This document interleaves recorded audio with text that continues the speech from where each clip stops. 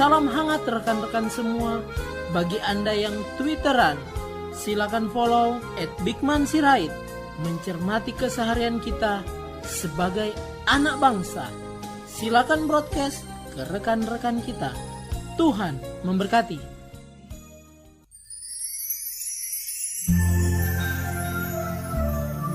Salam sejahtera para pendengar yang terkasih. Selamat bertemu kembali dengan Yayasan Pelayanan Media Antioquia yang didirikan oleh Pendeta Bigman Sirait untuk melayani Tuhan Kepala Gereja melalui media.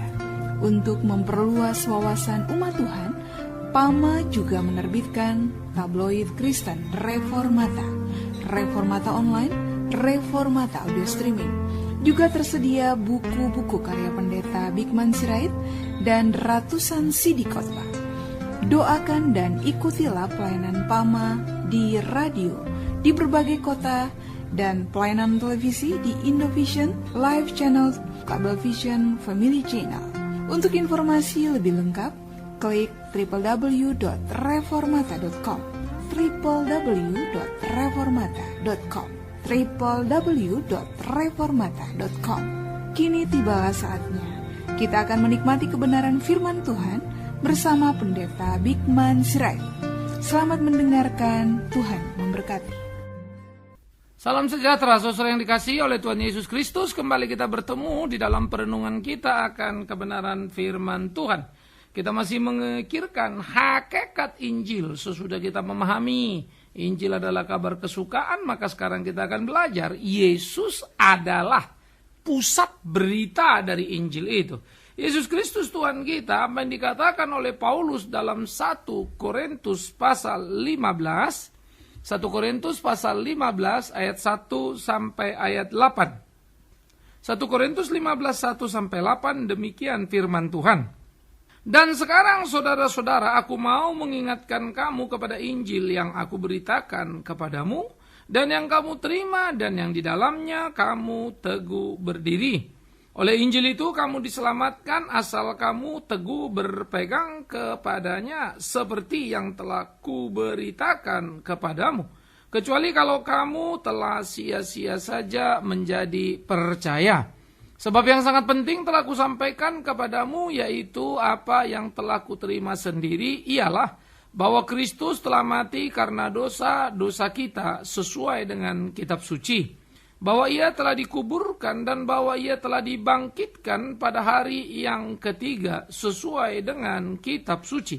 Bahwa ia telah menampakkan diri kepada Kefas dan kemudian kepada ke-12 muridnya. Sesudah itu ia menampakkan diri kepada lebih dari 500 saudara sekaligus, kebanyakan dari mereka masih hidup sampai sekarang. Tetapi beberapa di antaranya telah meninggal. Selanjutnya dia menampakkan diri kepada Yakobus, kemudian kepada semua rasul. Dan yang paling akhir dari semuanya ia menampakkan diri juga kepadaku, sama seperti kepada anak yang lahir sebelum waktunya. Saudara-saudaraku yang kekasih, menarik apa yang dituliskan oleh Rasul Paulus di dalam melukiskan apa dan bagaimana Injil itu. Karena itu disampaikannya kepada orang Korintus begini. Aku mau mengingatkan kamu kepada Injil yang aku beritakan kepadamu, yang aku terima dan yang di dalamnya kamu teguh berdiri. Saudara-saudara, Injil yang aku terima mau menunjukkan bahwa Injil bukan karangan Paulus, Injil bukan suka-suka Paulus. Itu sebab kepada jemaat di Galatia, Paulus juga berkata, Injil yang kuberitakan bukan Injil manusia, bukan hasil perenungan atau pengalaman, tetapi bagaimana Allah menyampaikan kepada Paulus dalam bimbingan Roh Kudus, dia diinspirasikan. Sehingga itu dia mengatakan bahwa mengingatkan kamu Injil yang aku beritakan, yang aku terima, yang di dalamnya kamu teguh berdiri. Injil yang diberitakan, yang diterima oleh orang-orang di Korintus, di mana mereka hidup berdiri karena Injil itu artinya menjadi pondasi yang mendukung, menyokong keimanan mereka. Oleh karena itulah dikatakan oleh Paulus bahwa Injil itulah yang menyelamatkan, asal saja umat itu teguh berpegang seperti yang telah diberitakan kepada mereka. Dikatakan kecuali kalau kamu telah sia-sia saja menjadi percaya. Pertama, Injil yang disampaikan Paulus adalah Injil yang mereka terima. Itu Injil bukan dari karangan Paulus, tapi Allah yang memberikan kepadanya. Dan di dalam Injil itu ada keselamatan.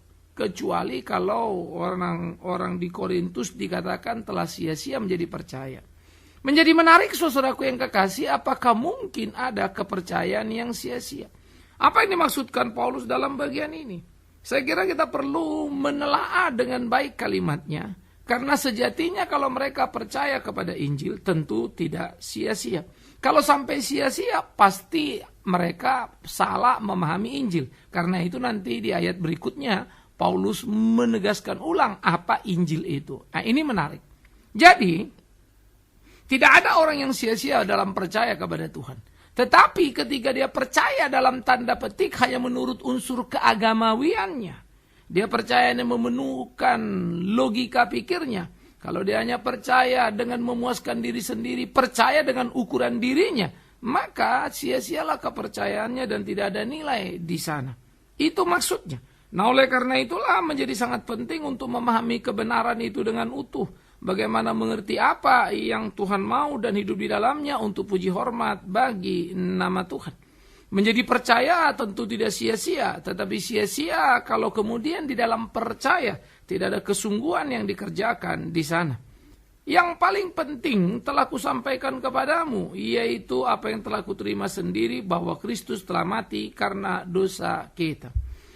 Oleh karena itulah Paulus mengingatkan, kenapa menjadi sia-sia kalau kamu tidak sungguh-sungguh di dalamnya? Karena yang telah kuberitakan padamu adalah sesuatu yang amat sangat penting. Apa itu? Yaitu apa yang telah kuterima sendiri, bahwa Kristus telah mati karena dosa-dosa kita, sesuai dengan kitab suci. Ini menjadi menarik bahwa Paulus berbicara sesuai dengan kitab suci, bukan selera diri. Sesuai dengan kitab suci, bukan karang-karangan sendiri. Apa yang disampaikan oleh Paulus yang sangat penting berpusat kepada Kristus. Nah, jadi ini yang menjadi penting dari Injil. Intisari Injil adalah tentang Kristus. Berita Injil adalah tentang Kristus. Kristus yang bagaimana? Apakah Kristus yang menyembuhkan? Ataukah Kristus yang bikin mujizat? Kristus yang mana nih? Kan begitu. Ini memang menjadi persoalan serius, saudara-saudara. Karena inti Injil harus clear. Orang memberitakan Injil, di dalam Yesus itu ada kesembuhan. Orang memberitakan Injil, di dalam Yesus ada mujizat, miskin jadi kaya. Apakah itu berita Injil itu? Bahwa berkat Tuhan bisa membuat orang sakit sembuh, amin. Bahwa berkat Tuhan bisa membuat orang miskin jadi kaya, amin. Tapi apakah itu inti berita itu? Kalau inti berita itu, maka orang yang percaya pada Injil artinya tidak ada yang sakit. Tapi Paulus sendiri sakit. Tidak ada yang miskin, tapi janda miskin di Alkitab tercatat. Nah, kalau gitu apa berita Injil itu? Kan ini yang menjadi pertanyaan serius, saudaraku yang kekasih. Jadi pertama, orang-orang di Korintus telah menerima Injil. Yang paling penting, kecuali mereka sia-sia percaya, karena percaya pada sesuatu yang bukan inti Injil. Itu maksudnya. Lalu apa inti Injil? Inti Injil itu ialah bahwa Kristus telah mati karena dosa-dosa kita sesuai dengan kitab suci. Jadi prinsip pertama dari berita Injil adalah kematian Kristus di atas kayu salib. Yang karena kematiannya dia berkata kepada setiap orang yang mau mengikut dia, sangkal dirimu, pikul salibmu. Barang siapa tidak mau menyangkal dirinya dan memikul salibnya, dia tidak layak menjadi muridku. Itu kalimat Tuhan Yesus. Jadi dengan amat sangat jelas, terang benderang, kita digugat, kita dituntut untuk sungguh-sungguh hidup di dalam Kristus. Bagaimana? Kita mengimani Kristus yang telah mati karena dosa-dosa kita itu. Nah, ini menjadi prinsip ajaran penting yang harus ditumbuh kembangkan dalam hidup keimanan tiap orang percaya. Bahwa Kristus telah mati untuk menebus dosa-dosa kita. Nah, sejauh mana kita hidup di dalamnya? Sejauh mana kita mengerti dan memahaminya? Nah, ini pertanyaan serius, saudaraku yang kekasih. Sejauh mana saudara mengerti Injil itu untuk saudara? Sejauh mana saudara mengerti Injil itu adalah Kristus yang mati menebus dosa? Pahami itu, mengerti itu, supaya kita hidup di situ untuk kemuliaan Tuhan itu. Pahami memahami itu, mengerti itu. Supaya kita berjalan dalam prinsip kebenaran yang Tuhan ajarkan itu. Jadi Injil adalah kematian Kristus. Dan kematian Kristus adalah penyangkalan diri kita dan pengiringan kita dalam memikul salib. Anda tidak mau, Anda tidak percaya pada kematiannya. Anda tidak mau, Anda tidak mengerti arti kematiannya. Jadi itu dulu prinsip. Yang pertama dan utama dalam hidup tiap orang percaya. Kristus telah mati karena dosa-dosa kita. Nah, bagian pertama ini yang mesti kita pegang, bagian pertama ini yang mesti kita imani, bagian pertama ini yang mesti kita pahami. Nah, kita tidak boleh lari dari situ, kita tidak boleh lepas dari situ. Yesus Kristus menjadi pusat berita. Apa? Kematiannya, penebusan akan dosa. Dan aspek yang kedua, saudara-saudaraku yang kekasih, ya, bahwa ia telah dikuburkan dan bangkit pada hari yang ketiga sesuai dengan kitab suci. Bahwa dia mati itu fakta, bahwa itu adalah penebusan dosa. Nah, seringkali kita mendengar bahwa dia mati di kayu salib, bilur-bilurnya telah menyembuhkan kita. Padahal kalau kita lihat bilur Yesus yang menyembuhkan, apakah itu berarti sebelum Yesus mati di kayu salib tidak ada kesembuhan? Padahal ada, di PL pun sudah. Naaman nun jauh di sana juga sudah sembuh. Lalu apa maksudnya bilur-bilurnya menyembuhkan kita? Bukan soal sakit penyakit fisik kita, tapi sakit penyakit yang ditimbulkan karena keberdosaan kita. Sakit di mana kita tidak lagi mampu mengenal Allah dengan sungguh. Sakit di mana kita tidak lagi bisa mengiring Dia dan tidak berdaya. Sakit karena dosa itu. Itu bukan bicara sakit yang kita alami ini. Itu bilur-bilurnya. Kalau bilur-bilur itu hanya menyembuhkan sakit penyakit ini, berarti yang nggak sakit nggak disembuhkan oleh bilurnya. Begitukah? Termasuk Paulus. Kan jadi salah. Karena itulah memahami Alkitab dengan tepat penting. Bahwa Yesus menyembuhkan, iya, tapi bukan itu ayatnya. Ya. Bahwa dia memberikan kita kemenangan, iya. Kesembuhan, iya. Tapi masih banyak ayat lain. Nah, artinya mari kita memahami ayat itu dengan tepat dulu. Nah, karena itulah di sini Paulus mengingatkan bahwa dia sudah mati untuk menebus dosa kita. Ya, sehingga segala penyakit kita ditanggungnya, penyakit karena dosa itu. Dan tapi dia sesudah dia mati betul-betul dia dikuburkan, historical. Ini fakta sejarah yang menjadi sangat penting. Bukan mati suri, bukan mati pura-pura, mati yang betul-betul dan dikuburkan. Tetapi kemudian dikatakan dia dibangkitkan pada hari yang ketiga. Saudaraku yang kekasih, Yesus mati di atas kayu salib untuk menebus dosa. Dan Yesus bangkit menjadi gambar kemenangan klimaks atas dosa. Di atas kayu salib dia sudah menang karena dia mentaati kehendak Allah. Itulah menang. Dan menang itu diwujudkan dalam puncaknya, yaitu kebangkitannya dari kematian. Sehingga maut tak lagi berdaya. Dan Paulus berkata, hai maut, di mana sengatmu? Begitu luar biasanya kehidupan orang percaya, begitu tangguhnya, begitu hebatnya orang yang berpusat kepada Kristus. Bukan soal berapa materi yang dimilikinya, karena Paulus tidak pernah bergairah untuk itu. Tapi berapa sungguh-sungguhnya dia mengikut Tuhan dan melakukan kehendak Tuhan. Itulah yang menjadi panggilan dalam kehidupan. Nah, oleh karena itulah saudara-saudaraku yang dikasihi oleh Tuhan Yesus Kristus. Dia dikuburkan dan dia telah dibangkitkan sesuai dengan kitab suci.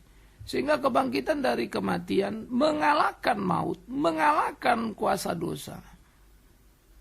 Ini menjadi gegap gempita dan itulah berita Injil itu. Ya. Kadang-kadang kita beritakan Injil Yesus yang mati itu langsung buru-buru sembuh. Ini yang repot. Kita beritakan Yesus yang bangkit itu langsung buru-buru. Tidak mungkin lagi kita miskin, sekarang kita kaya karena dia sudah bangkit. Lah itu pelarian. Padahal semua rasul itu ada hidup dalam aniaya dan kesakitan. Ada hidup dalam kemiskinan. Tak pernah mereka menjadi orang kaya. Tetapi siapa yang lebih kaya dari para rasul? Tidak ada yang lebih kaya dari mereka, bukan hartanya. Tapi kepastian hidup dan bahagia yang mereka miliki. Siapa yang mampu menandingi dan membelinya. Jadi saudara-saudara yang dikasihi Tuhan Yesus, dia telah mati, dia telah dikuburkan, dan dia bangkit pada hari yang ketiga sesuai dengan kitab suci. Dan dari bangkitnya dia menampakkan dirinya. Ini menjadi penting karena bangkitnya bukan sugesti. Bangkitnya lagi-lagi adalah fakta sejarah. Nah, waktu Paulus mengatakan bahwa dia dibangkitkan pada hari yang ketiga sesuai dengan kitab suci, menampakkan diri kepada Kefas, lalu ke-12 murid, ya. Kemudian dia menampakkan diri juga kepada lebih dari 500 saudara sekaligus. Ya. Jadi 12 murid ini yang mana? Mungkin Anda tanya, kan satu sudah mati Pak. Jangan lupa, satu nanti ada pengganti mereka. Ya. Nah, semua itu artinya bertemu dengan Kristus.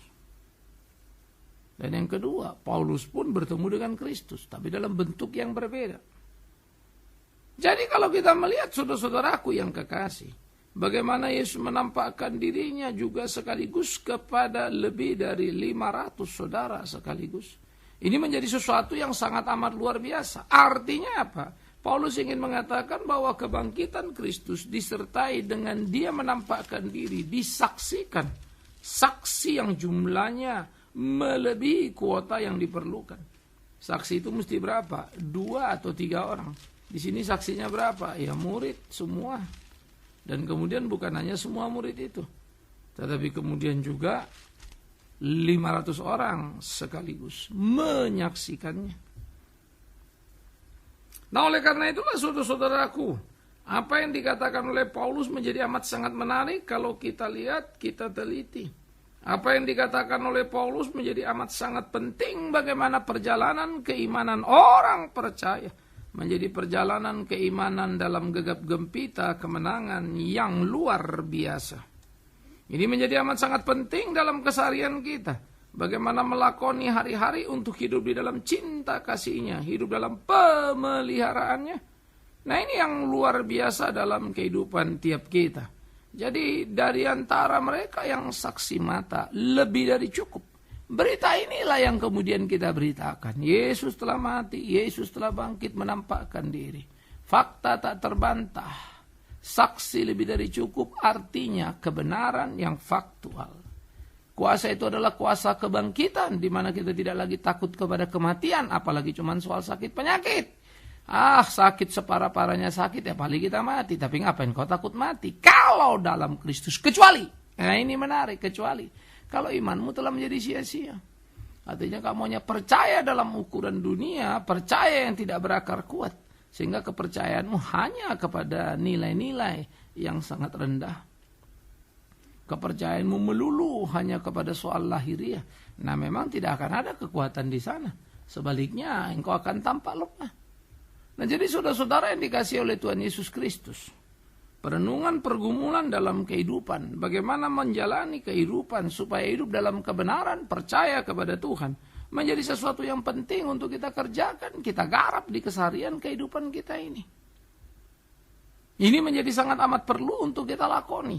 Bagaimana kita mengisi hari-hari kita dengan cara yang penuh dan bertanggung jawab. Supaya sungguh di dalamnya kehendak Tuhan dinyatakan, kehendak Tuhan diagungkan, kehendak Tuhan itu ditinggikan, dan betul-betul kita menjalani kehidupan dalam gegap gempita kemenangan. Yesus Kristus itulah pusat berita. Ini menjadi penting saudara untuk mau mengkoreksi bahwa di dalam pemberitaan Kristus Yesus itulah yang paling penting, bukan siapa pemberitanya, siapa pendetanya. Tetapi kita memang mengalami pergeseran, pengkultusan pada pendeta sangat terasa. Sebagai pendeta pun saya merasa unsur itu. Sehingga saya harus betul-betul menjaga diri dan tidak boleh terjebak di situ. Ya, pengkultusan pada pendeta memang cukup menakutkan saudara. Celakanya banyak yang menerima, menikmatinya, bahkan memanfaatkannya untuk berbagai keuntungan. Padahal itu tidak boleh. Karena itu akan menimbulkan murka Allah dalam hidup ini. Nah, jadi saudara-saudara yang dikasih oleh Tuhan Yesus Kristus, pikirkan itu, renungkan itu. Pahami itu, itulah kebenaran, itulah jalan dalam kehidupan kita. Jadi tidak ada berita lain kecuali Kristus. Tidak diri sendiri. Yang kedua, tidak juga organisasi kita. Seberapa besar gereja kita, apapun mereknya tak jadi penting. Apakah persekutuan ataupun lembaga. Karena semua adalah milik Kristus yang satu itu. Karena itu kesaksian kita bukan soal berapa besarnya organisasi atau lembaga kita. Tapi soal berapa turut campurnya dan berapa berkat Tuhan di dalamnya. Dan apa yang kita bisa lakukan dalam memberitakan Injilnya. Itu yang penting dan terpenting. Jadi saya pikir inilah yang harus kita pahami dalam hidup keseharian kita. Bagaimana kita menggumuli hari-hari dan menjalaninya untuk kemuliaan Tuhan kita. Atau kita hanya akan menjadi pecundang saja dalam kehidupan ini. Sehingga kita kehilangan nilai, kehilangan arah, kehilangan pegangan. Kita tak lagi mampu untuk mewujudkan apa yang menjadi kehendak Tuhan. Sehingga seluruh kekaryaan tak lagi terlihat dalam keseharian. Kekaryaan untuk memuliakan Dia, menjalankan kehendaknya. Yesus Kristus adalah pusat berita, bukan pemberitanya. Yesus Kristus adalah pusat berita, bukan karya atau bukan berkat-berkatnya. Jadi pusat berita itu Yesus, bukan soal sembuh, bukan soal mujizat. Itu hanya pelengkap penderita terhadap pelayanan pemberitaan Kristus. Artinya pelengkap penderita apa sih Pak? Itu bisa ada, bisa enggak. Itu melengkapi saja. Itu bukan yang terpenting. Yang terpenting adalah Kristus. Kalau Dia mau menyembuhkan, itu urusan kecil. Berita pertama dan utama adalah Kristus itu. Sekarang terbalik. Justru mujizatnya yang dikaryakan, diingatkan. Tapi bukan berita Kristusnya. Sehingga terjadi pengabaian kepada pengajaran. Sehingga pengajaran dilemahkan. Nah kalau sudah pengajaran dilemahkan, dasar Injil tidak kelihatan. Sudah bisa kita hitung bukan? Kemana kita akan melangkah? Ya ke mujizat. Apa itu? Ya ke perdukunan. Karena kalau Anda ke dukun cukup baca mantra. Anda tidak perlu belajar untuk mengerti struktur perdukunan bagaimana. Cukup ucapkan apa yang dikatakan dukun, terimalah mujizatnya itu dalam tanda petik. Ya. Kristus tidak begitu. Kristus adalah sebuah proses kehidupan di mana kita harus percaya kepada Yesus Kristus itu, menyangkal diri, memikul salib sehingga hidup kita bukan lagi kita. Kita berbeda dengan yang sebelumnya. Kita menjadi manusia baru, kualitas. Seluruh pikiran kita sudah diisi dengan ajaran kebenaran. Nah itu ada apa enggak? Ini yang menjadi bahaya saudara yang kekasih, karena orang hanya menjadi pemuas ya terhadap dirinya sendiri dalam beragama. Sehingga agama pun cenderung kita beli, agama pun cenderung untuk kita gagahi sesuai dengan selera dan keinginan diri. Penting hati-hati. Supaya kita punya sikap, tak jadi penjilat. Kalau seorang pemimpin rohani, pemuka agama, jangan menjadi penjilat ke kiri ke kanan. Jangan menjerumuskan orang-orang kaya yang banyak uangnya dengan mengiyakan segala apa kata mereka. Dan saudara yang kaya jangan juga tertipu lalu berpikir dengan memberikan uang yang kau sudah memberikan semuanya. Hati-hati, Tuhan murka padamu. Hati-hati, sebetulnya berita yang kau dengar adalah berita yang menyenangkan telingamu karena tidak lagi ada kejujuran. Yang diperlukan hanyalah uangmu. Sehingga harus ada kejujuran dalam pemberitaan Injil itu, saudara-saudaraku. Karena Kristus harus menjadi center pointnya di sana. Sehingga tidak penting siapa pemberitanya, tidak penting siapa jemaat yang mensupportnya, tapi penting siapa Kristus yang diberitakan di sana. Selama ada orang mau menjadi penting di sana, entah pendetanya, entah organisasinya, entah donaturnya, maka selama itu Kristus tidak pernah ada di sana, sekalipun namanya bolak-balik disebutkan.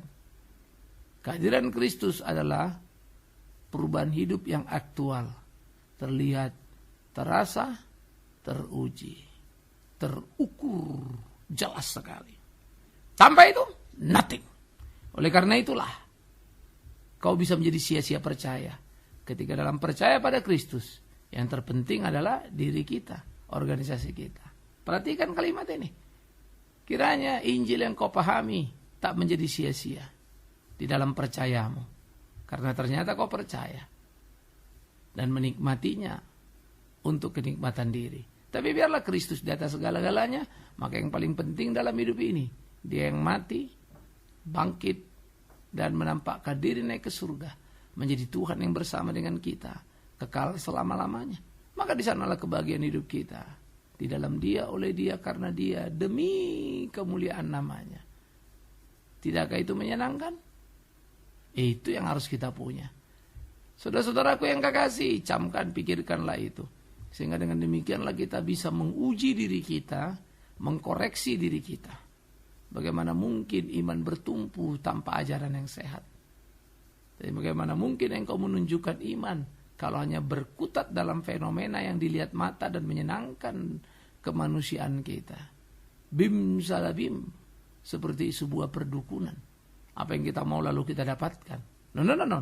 Menyangkal diri, menjadi bukan diri sendiri, memikul salib, menjadi seperti Kristus yang kehendaki. Siapkah saudara? Itulah kesejatian kekristenan.